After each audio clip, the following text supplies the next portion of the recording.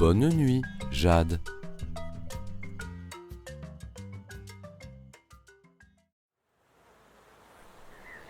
Voilà une autre journée qui s'achève.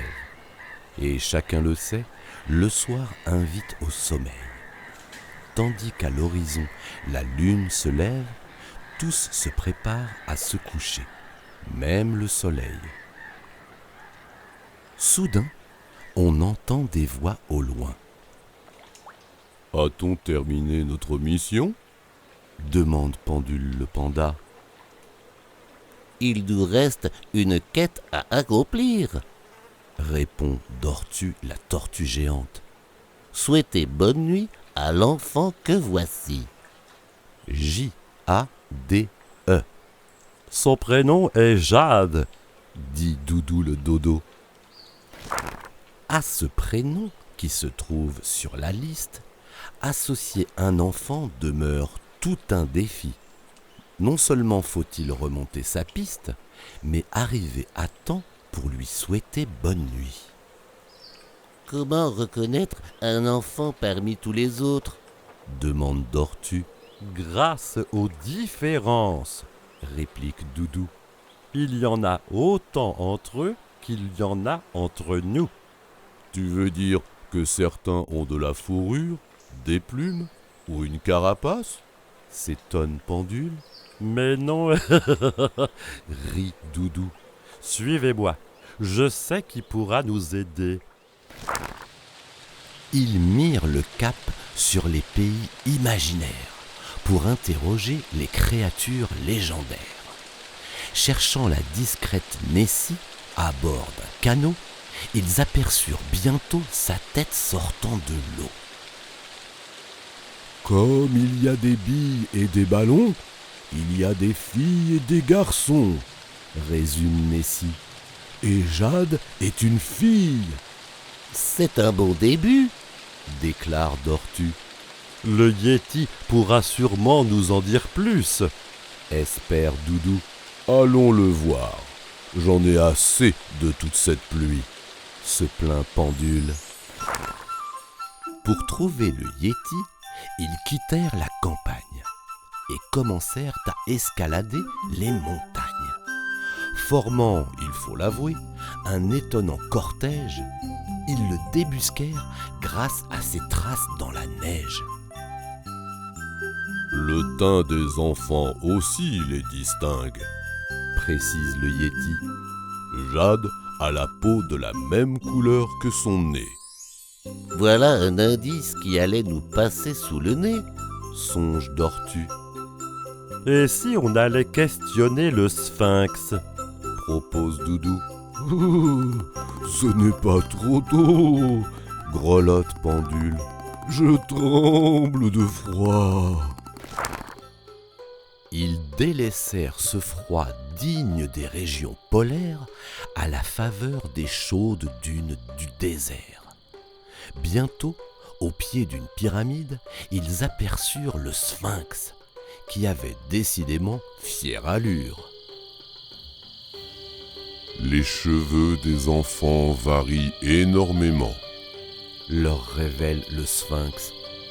Ceux de Jade sont ondulés comme les dunes.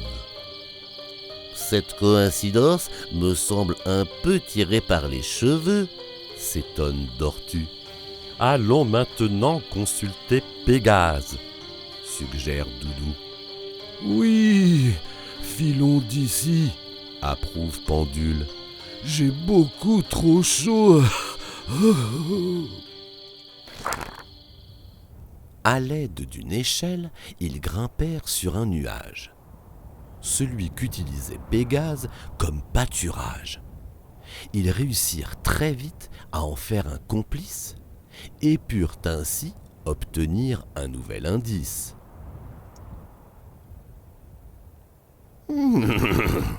Il y a plusieurs couleurs de cheveux, affirme Pégase.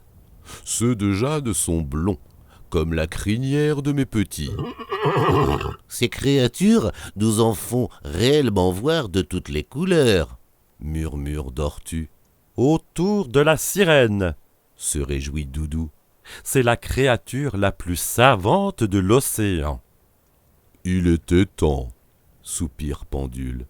J'ai le vertige, moi. Du sommet du ciel, ils plongèrent au fond de l'eau et virent, nageant parmi les poissons tropicaux, celle que l'on surnommait communément la reine. Vous l'avez bien deviné, c'était la sirène.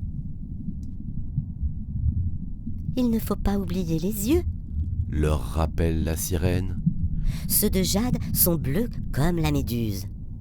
C'est un indice qui nous sautait aux yeux, admet Dortu, envoûté par la sirène. Également sous le charme, Pendule ne dit pas un mot. Il ne nous reste plus qu'à rendre visite à la licorne, s'écrie Doudou. Parvenus au cœur de la forêt enchantée, la quête était sur le point de se terminer. Il ne leur restait qu'à dénicher la licorne, à laquelle tous vouaient une admiration sans borne. Tout comme moi, certains enfants ont besoin de lunettes pour bien voir, leur explique la licorne. Jade, par exemple, n'en porte pas. Satisfaite, Dortu ne posa aucune autre question. Ni Pendule, ravi de se retrouver enfin dans son élément. Avec toutes ces informations, on pourra la repérer sans peine, conclut Doudou. C'est ainsi qu'après avoir fait le tour du monde pour recueillir des indices de toutes sortes, nos trois aventuriers peuvent en une seule seconde trouver l'enfant et cogner à sa porte.